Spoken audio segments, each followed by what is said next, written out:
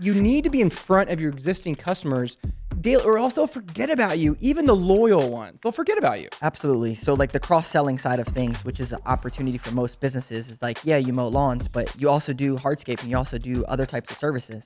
And so in a monthly newsletter, you're able to highlight, hey, check this out. Probably you're already doing it on social media about your recent projects. Why not tie that into a newsletter as well? Because on social media, you may only reach 100 people or whatever, the social media platform allows.